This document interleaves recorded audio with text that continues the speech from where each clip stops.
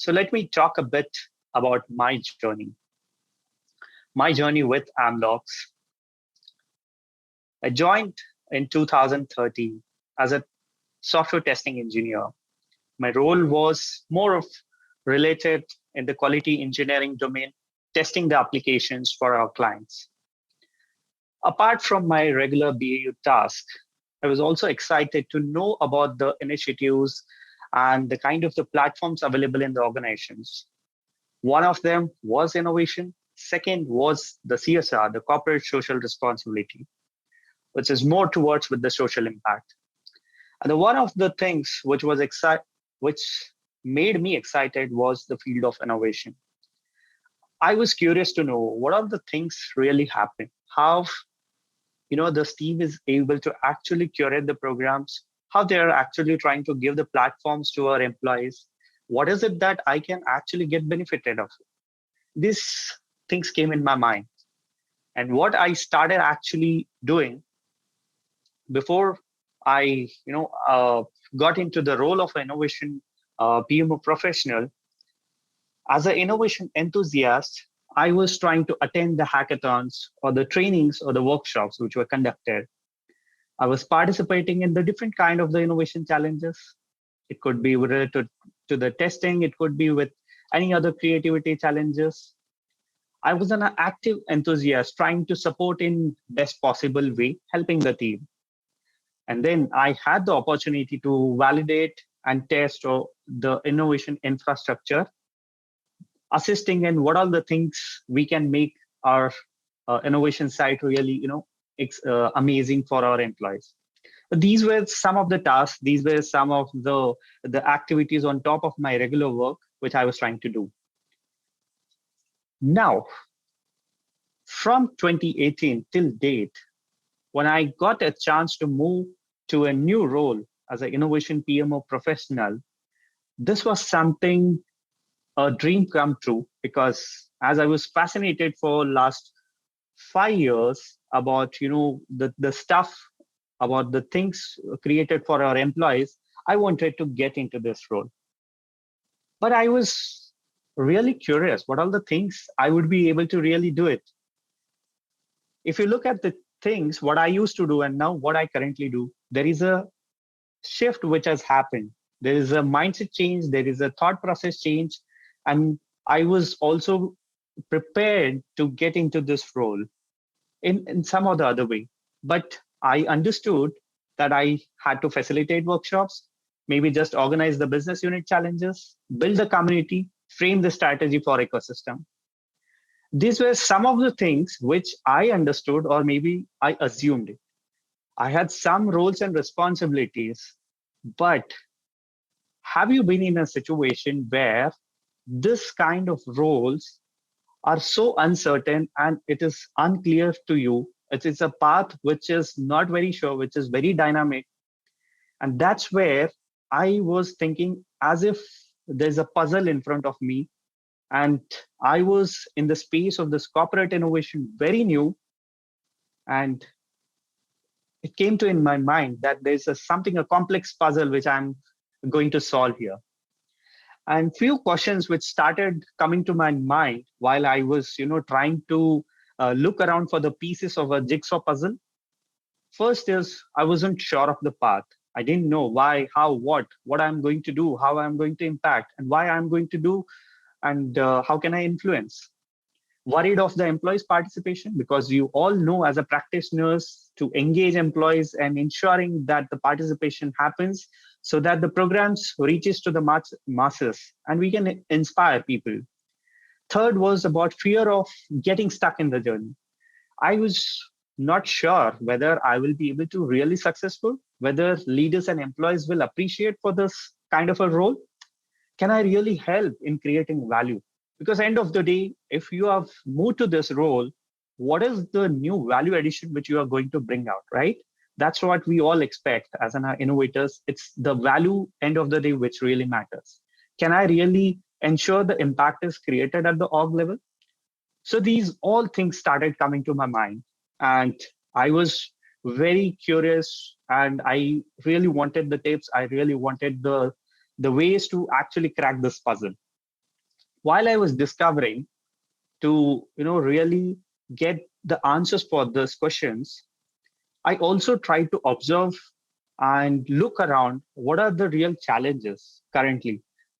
As you all know that most of the corporates or the most of the larger organizations have a more or less a similar challenges, but few of them are very unique. And within your organization culture, you could be in a better position to understand and observe it. So before I start talking about the unique challenges which I faced, what I would like to also hear from our audience is, being a part of this role as a corporate innovator, as a practitioner, as a consultant, as a coach, or whatever role you are currently carrying, what is that one unique challenge you might have faced when you were pretty new to this journey? Can you put it in the chat box? Let's take a look at all the unique challenges. Let's take a moment so that audience can actually respond. What kind of the challenges? Resources and time, yes. How to mobilize employees remotely, 15 sites. That's a tough one. Getting permission versus doing it. Change in CEO, new CEO had a different vision for innovation and the organization. The mind space to think, cultural prerequisite, credibility, prove business value. Yeah, that's the very interesting one, proving business value. Cultural prerequisites, the mid leaders or the middle management. Yes. Okay, I think we have got a good amount of a unique kind of a challenges which we all can resonate, and it is something not just happening with you. It is, I think, across the organization in some or different ways. So let me talk about the kind of the challenges which I faced way back in 2018 when I was pretty new to start with this new journey.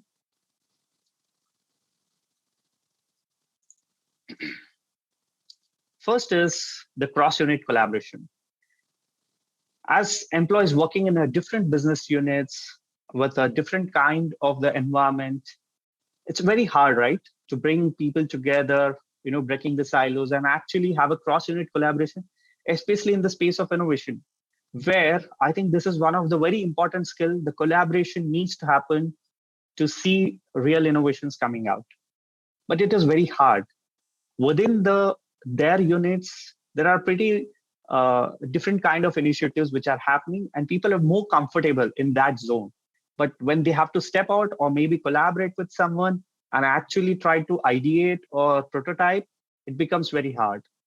And even the cross-pollination of ideas across these business units was one of the challenges which I observed through my lenses initially.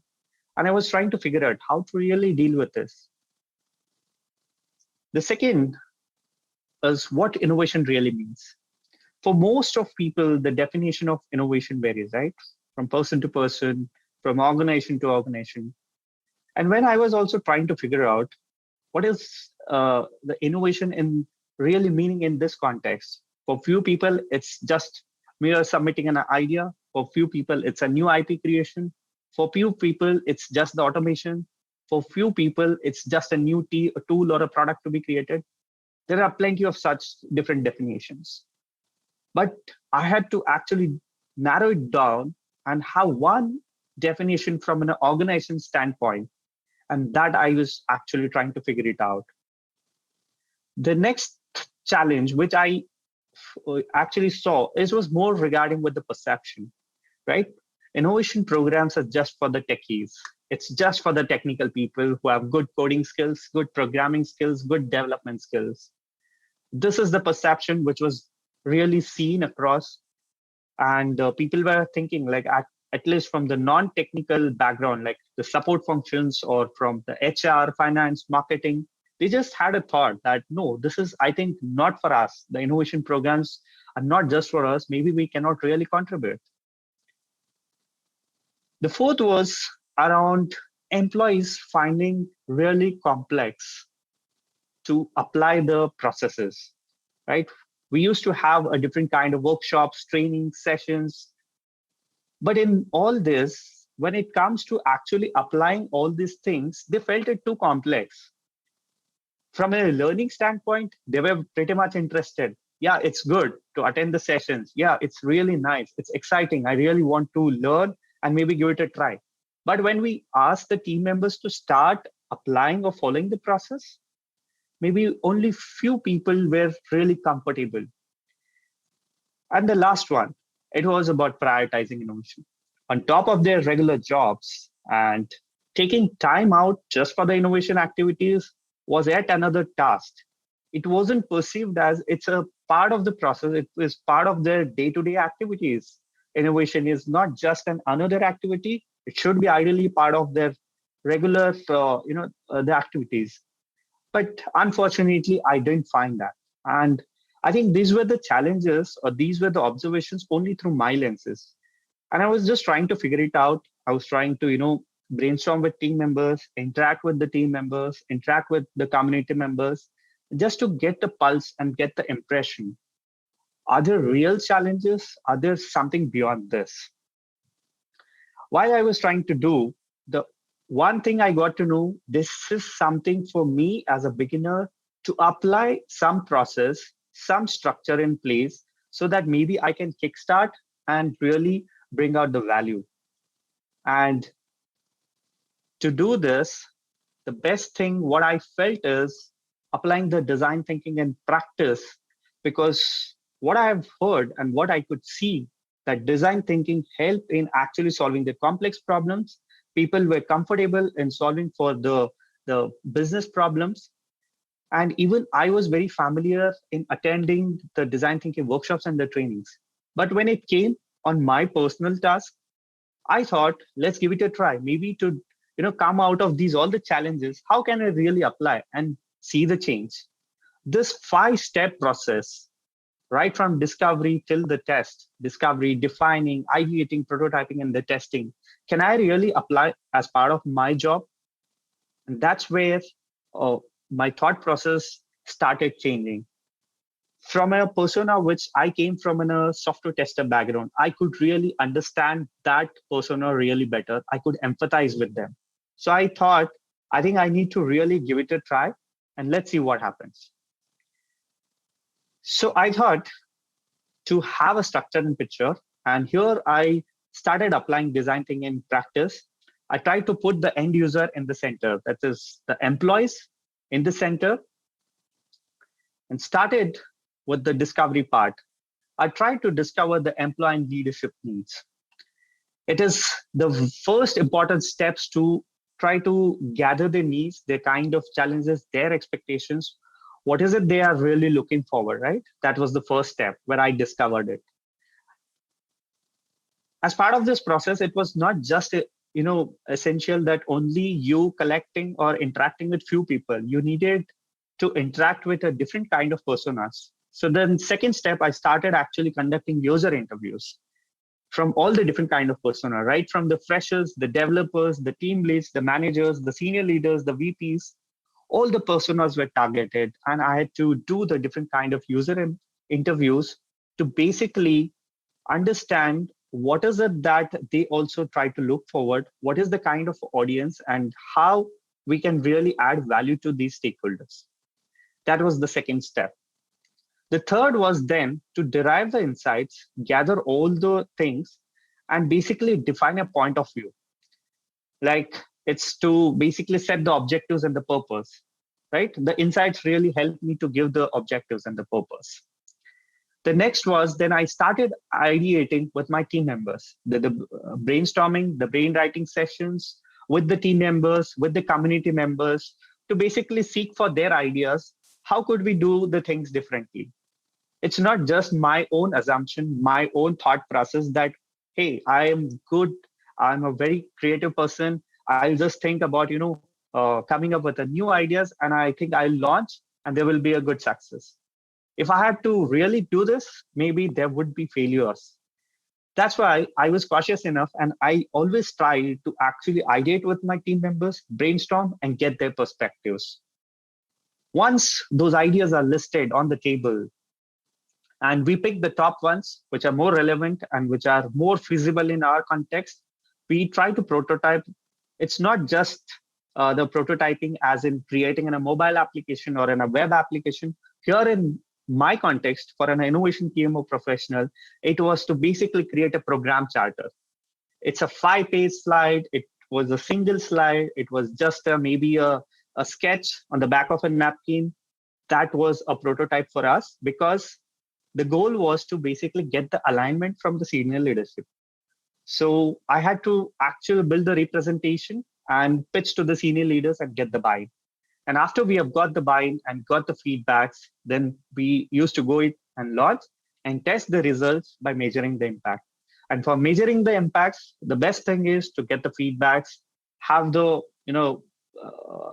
the feedbacks from the people who are engaged as part of the respective programs.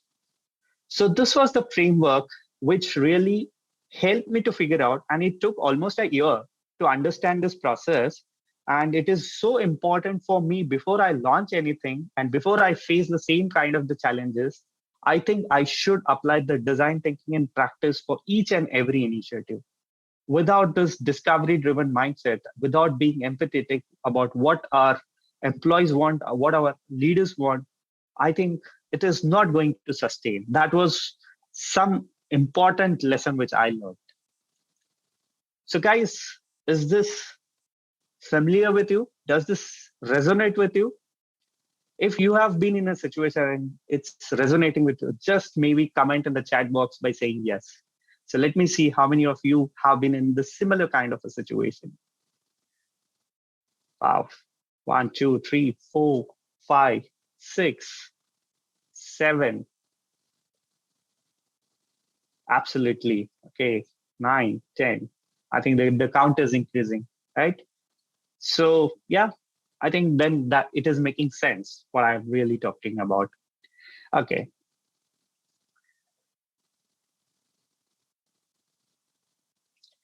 Okay, there's a question. So maybe I'll take in the later part of the section. I'll complete my talk and then I'll take the question. So after I have, been through with this process, and this is just a foundation which was needed for me to figure out. It was not really stopping my work. I had to, actually do my other tasks, what were required to do so. But a framework was pretty much needed for me as a beginner to help me out. That was the only goal which I figured this out. Now, after I had done this was interesting thing which I got to know was about the Innov8rs DNA skill. Here we are in a role of culture building, or maybe we are trying to encourage people, engage people, inspire them, motivate them, come forward, give the platform, all the kind of the things which we are trying to do. It completely rely on the skill set what they are currently having. They may be really good at technical skills. They may be really good at their, the functional skills. On top of that, if they really want to bring out the innovation or bring out the innovator in them, these 5 innovator DNA skills are very crucial. Looks very simple, right? When you read those 5 skills, looks very simple. But do you think it is very easy to apply? I think yes, for few of them, but for most of them, it's not that easy. The observation skill, the questioning skills, the art of the right questioning, the experimentation skills, the associating skills, and networking. Maybe few of them will perceive some of the skills, but having all the skills will make you the perfect innovator. And this came out from a very interesting book, The Innov8rs DNA. Jeff Dyer was the author. And I just had a glimpse of it. I couldn't really get a chance to read the entire book, but through the blogs, through the articles, which I discovered, this is one of the important layer which is needed as part of the process. So I started to leverage this innovator DNA skills. I tried to apply in my thought process, my journey, my roles to the best way possible it is. And through the design thinking in practice as a foundation and Innov8rs DNA skills as a catalyst, our goal was to take it forward and then bring out the change, and we could actually see we are able to evolve it. And in this entire process, what I learned, it is a continuous learning process through all the kind of the frameworks, through all the kind of structure which you try to apply. It should end of the day add value, and we could really see we are evolving here. And it opened to a journey of a new discoveries for me. Since 2019, with the different kind of initiatives being planned for our employees, there is a tremendous change. There is a drastic shift, which I would say, and it was not just me, along with my amazing team members who came forward to support this thought process. And all our discussions are around this, foundation. So the first thing what we wanted to have the platform for entrepreneurs, which was there from before. Here are a few things we wanted to really ensure. Again, applying the design thinking and leveraging and encouraging our entrepreneurs also to apply the discovery mindset. Rather than just being focused on building the solutions, we wanted them to discover on the problems. We introduced through multiple things about the problem perception map, empathizing, leveraging all the design thinking methodology, the lean startup methodology, all those things which are very crucial for entrepreneurs to know. We try to help them understanding this. So that was the step one. The step two, as part of our capability building, it is very important for our employees to have those skills enabled and those capabilities. So under this, we started building different kind of communities. We have a community of design thinkers, we have a community of visual thinkers, we have community of business model canvas experts. We are trying to start a community of elite panelists. We are also looking forward to start a community of the pitching community, because for ideators, their idea could be really great, but if they are not really able to articulate or pitch it in the right way, maybe they are not adding the value. So all those things, basis the employee needs, what currently we do not see happening, we try to cater that in the capability building. It is a very essential thing, and it's again a learning process. You try to discover the needs, figure out what is very important, and try to deliver that. And the third is employee engagement. It's about attracting to the masses, bringing out the masses. And under this umbrella, we try to gamify the learning process. We try to bring out the unique experiences for them. And here we are also trying to crowdsource the success stories from our employees. And we have our community members, innovation enthusiasts, who basically bring out the stories, and they are the content creators, they are the editors, and few of the news, newsletter team. All those things are managed by our community members. They try to bring in and then showcase it in an effective way. So in this way, we are trying to engage them in a very effective way. It's not just our team who is driving the things, it's our community who drives us. That's what we are trying to aim for. So with these three things, what we currently see, it's a drastic change and a switch, and we are trying to bring out a different kind of the environment, and it's end of the day, the culture of innovation is being created across the levels. Of course, beyond this, in the corporate innovation space, there are the open innovation part, which is also happening in a different ways, which I'm not going to cover because I'm only limiting to the org innovation. So to conclude my talk, these are the 9 steps. If you are a beginner, and this is for people who are maybe starting as a corporate innovator, or maybe also there in the process from long time, but maybe something you can, take away and try this back. Through my personal experience, I figured out these steps are important to build high quality innovation programs. The first is the JTBD framework, the jobs to be done framework. It's about identifying the jobs, pains, and the gains, and what the stakeholders are actually doing. That's the first point, to try to analyze and understand it. The second is you build your high level concept, why, how, and what. The 3 golden circles of Simon Sinek, why, how, and what. If you are able to actually articulate this, it is really effective to pitch it to the leadership as well. The third is about having your backup plans. Be prepared for the changes, because this is not going to be final, plan, and you will be seeing a lot of changes in this journey. There is no fixed plan as such. You should have a backup plan while you're building the programs. Plan A, plan B, and plan C, depending on the context, depending on the kind of the audience you are trying to deal with. To be prepared for the changes. If there are any changes suggested by the management, by the senior leadership, be prepared for it and accordingly try to manage your entire program plan.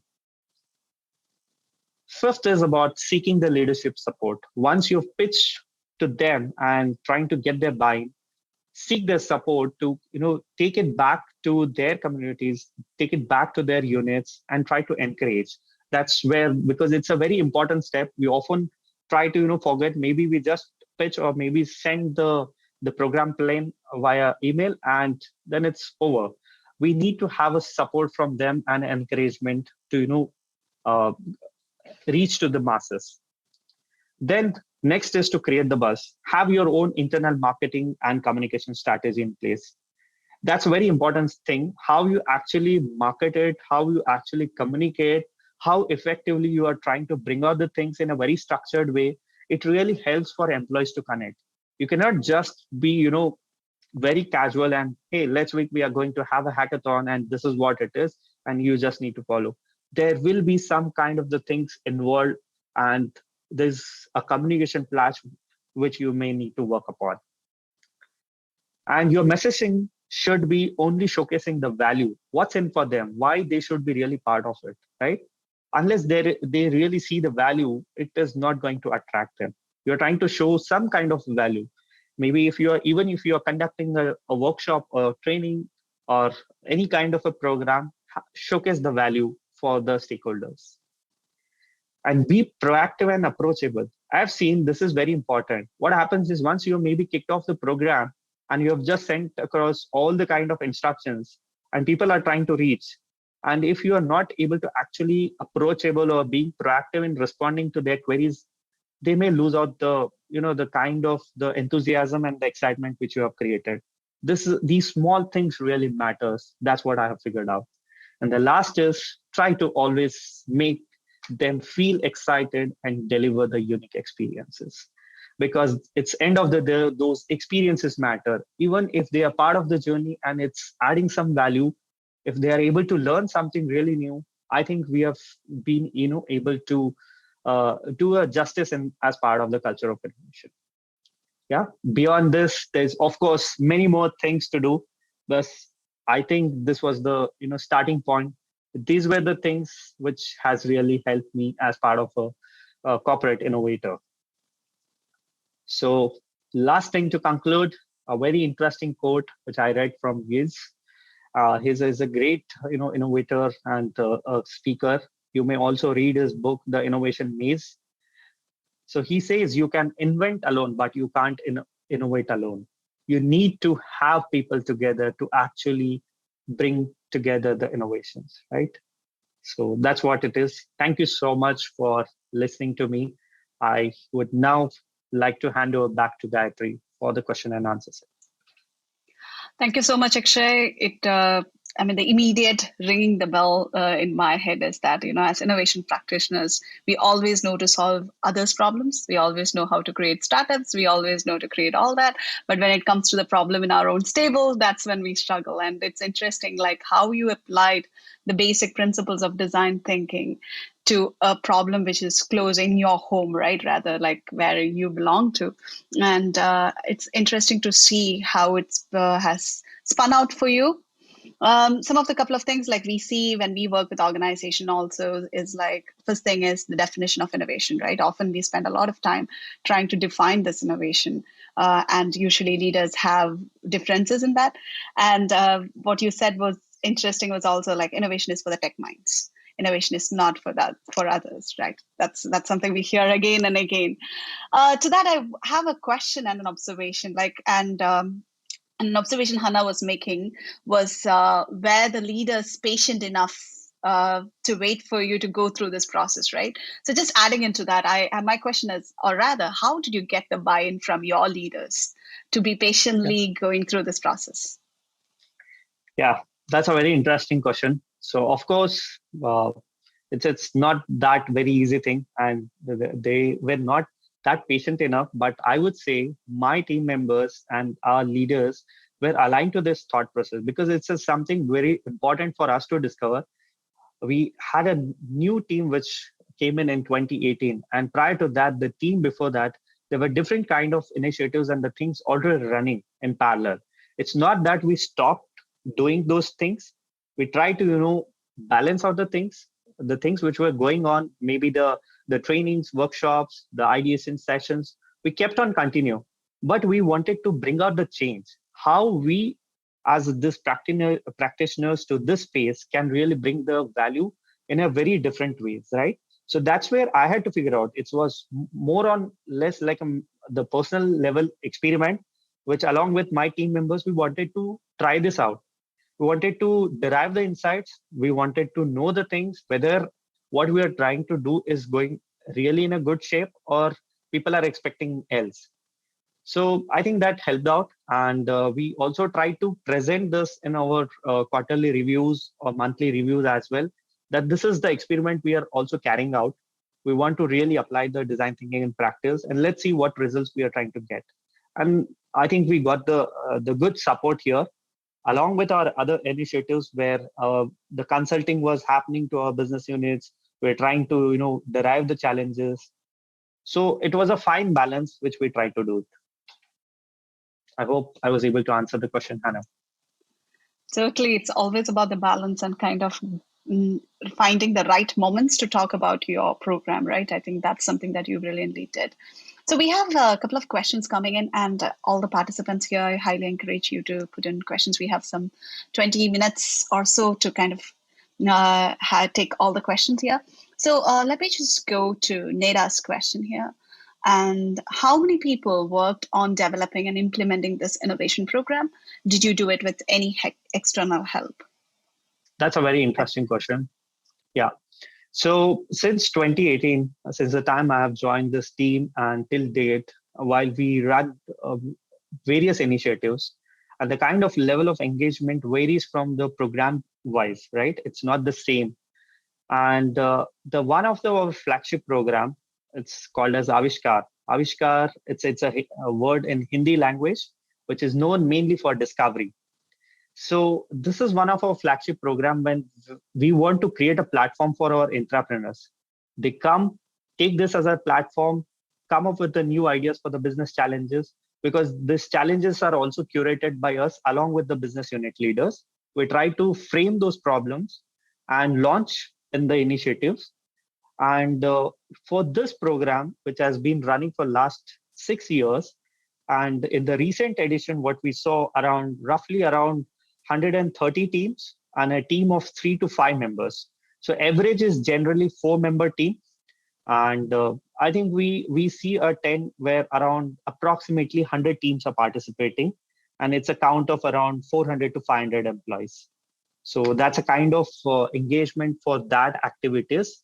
And we were able to actually take it to the next level by reaching out to the masses in the different business units as well. And another thing to answer, was I able to do with the external help?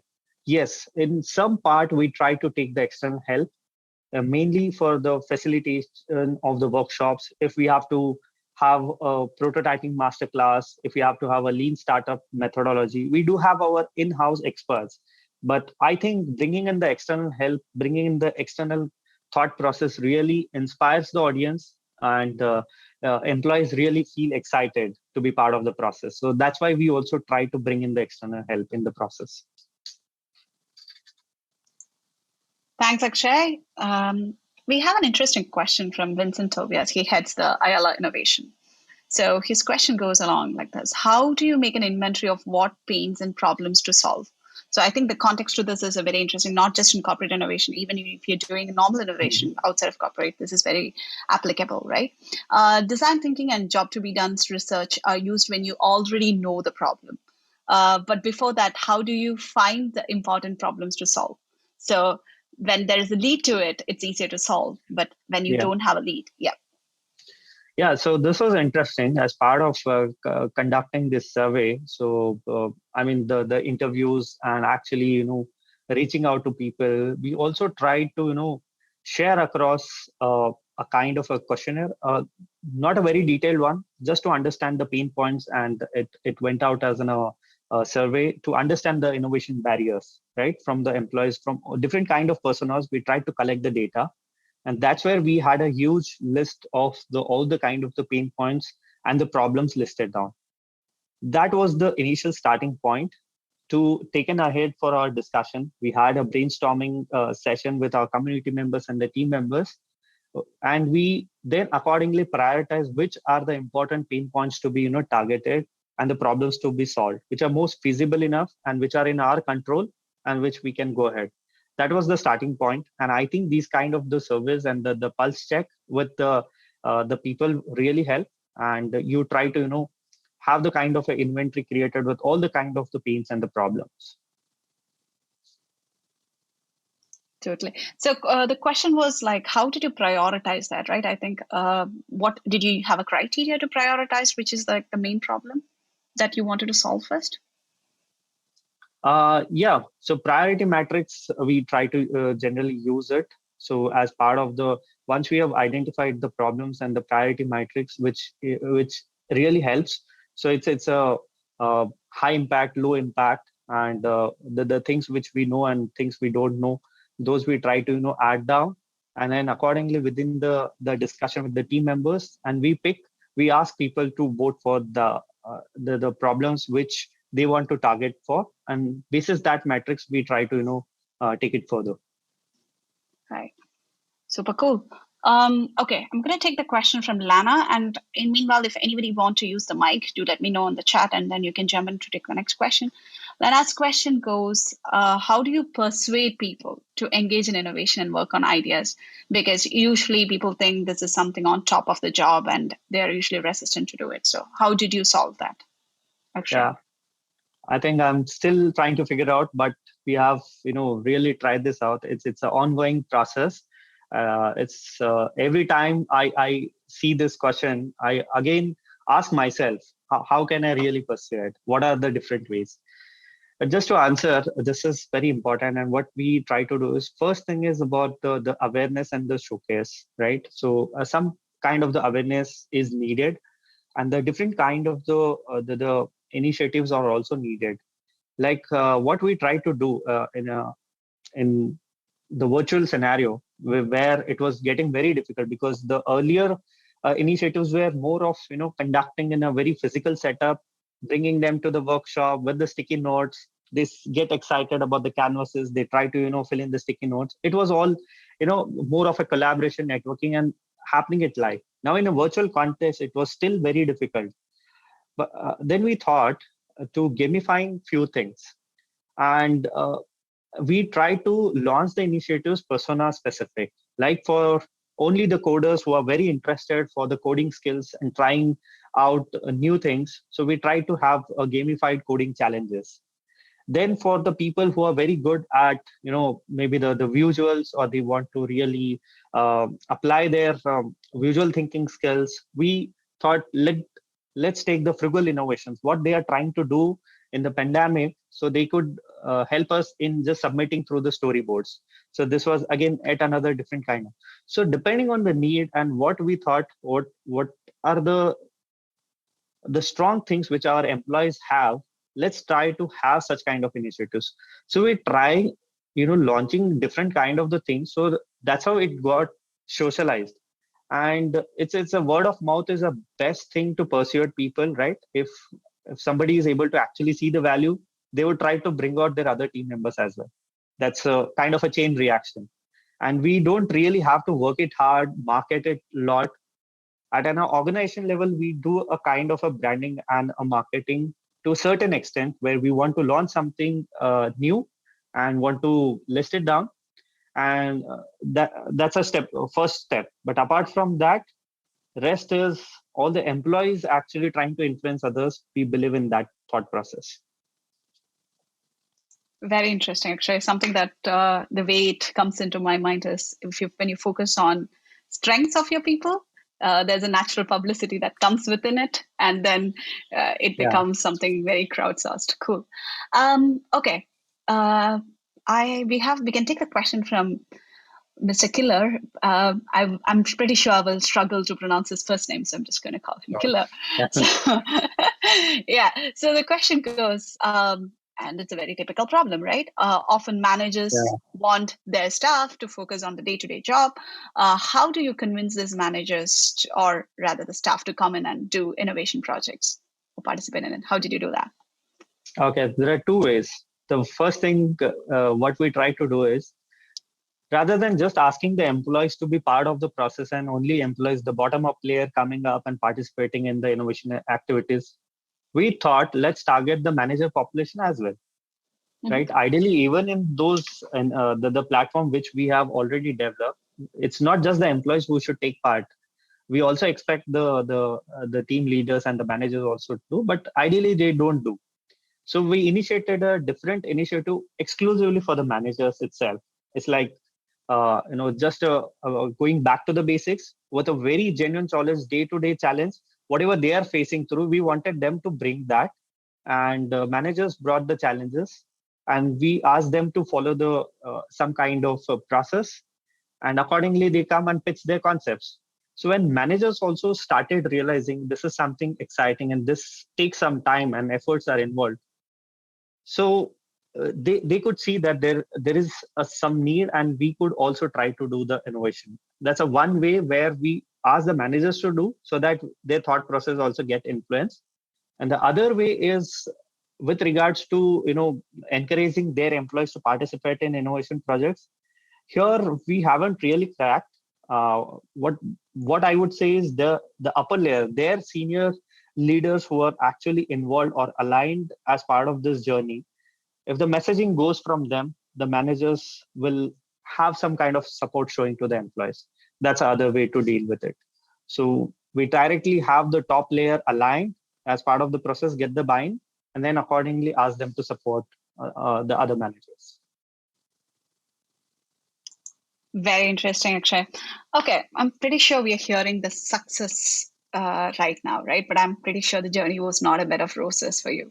So could you highlight some of the major challenges you faced? And now, after such a journey, what do you think is still the hardest thing to do in building an innovation culture? Yeah, I think this is very important to see that employees expect that all the ideas which they come and submit it as part of the platforms, all the ideas should get into the implementation stage, right? But that practically doesn't happen. All the ideas really doesn't have the meat to go through the longer stage.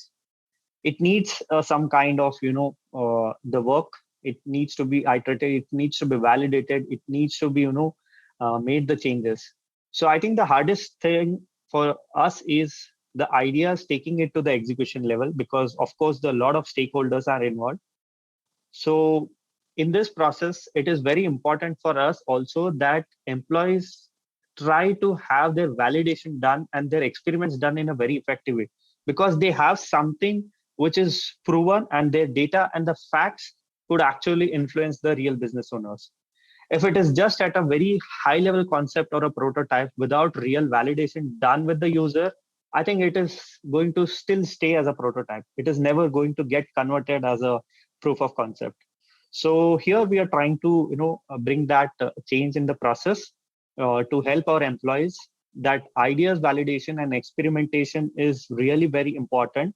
It's not just you coming with the submission of your ideas. It is also very important to go the next stage and bring those changes back in the process. Often the hardest thing, right? So we do see this in the innovation labs and accelerators, even like to keep the motivation going, even after like when you finish the initial stages, and then when you can't go into the next stages, the employee motivation is always at stake, right? But yeah, some good job there, I guess, Akshay.